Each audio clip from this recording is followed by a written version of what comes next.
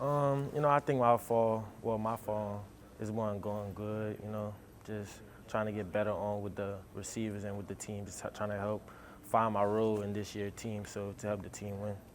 So far, your role's been, pretty high above top the depth chart, I guess. Just a lot of talent in your room, some really, I think, high-end talent, too. Right. First, 5 guys, really. Just if you could kind of brag on your room a little bit and tell us about some of the guys and how you see that room shaping up this year. Our room is, we always want to compete. We go as the offense goes, so just putting receivers in different roles. Jarrett goes to the slot, I go to outside. We just trying to get like different ways that we can put players in different spots so we can compete. Malik, Josh Sibley with One Team, One Pod. Speaking of competing, is there a competition with you and the other guys from the 337 going to practice and maybe games? It's always competition when you're out there with your brother. Like when we was working by ourselves, we was competing always. So, when we take that here at LSU, we bringing that over from Lafayette to here. So, we know each other, but it's always, we just trying to compete with each other so we can help each other out playing the game. Malik, Jacques, do you say WAFB in Baton Rouge? Are there 2 Maliks, the one off the field and the one on the field? Because right now you're kind of a soft-spoken guy. When you get on that field, yeah, there's some talking, right? Oh yeah, it's always when I feel like I made a good play, I want to let the energy out. I want the energy to be known that, I'm not here to play, I'm here to compete always.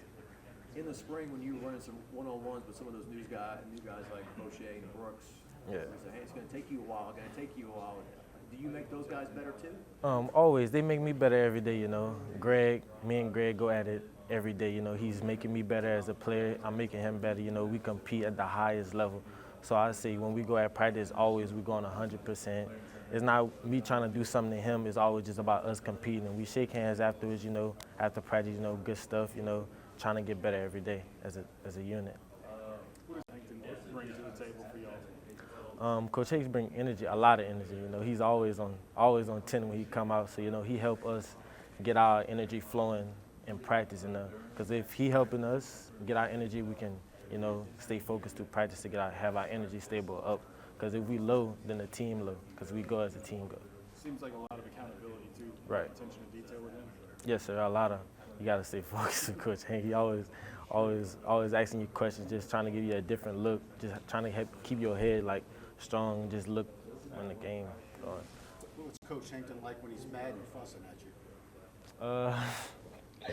I wouldn't say Coach Hank doesn't really fuss a lot. He want us to succeed. So when we don't do something right, it's really irking his nerves because he puts us in the spot to make plays. So when we don't make the play, it's hard on the coach. Seems like was it a progression? Were you learning as a freshman and were more confident towards the end?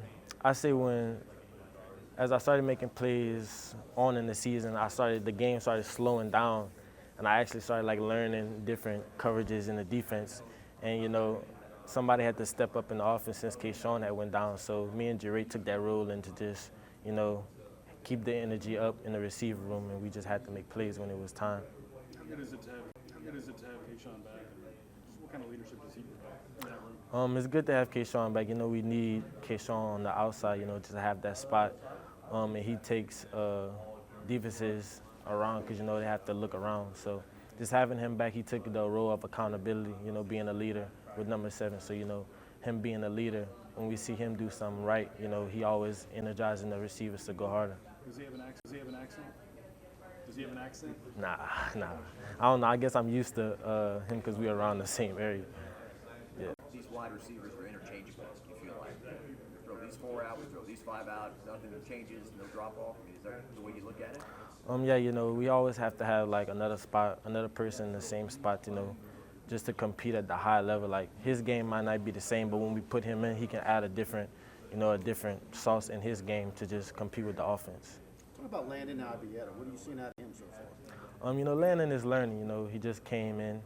I think he came in the fall, so he just gotta learn the basics first. When I first came in, I had to learn how college was. I couldn't do the same stuff I did in high school that I can do in college. These guys are at a high level, so as he work on, he's gonna always get better. He always gonna get better. Is he white mamba?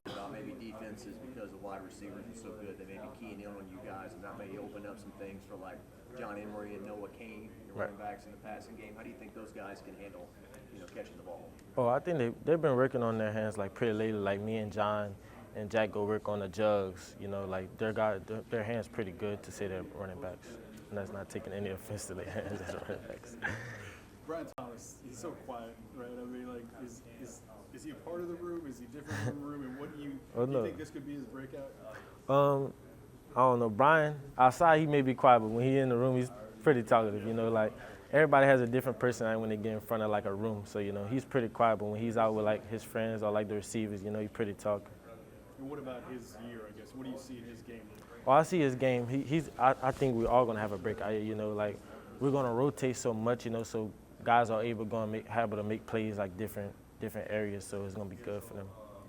How much do you like this new offense that you guys are? The offense, I would say, is similar to last year, but it's really different.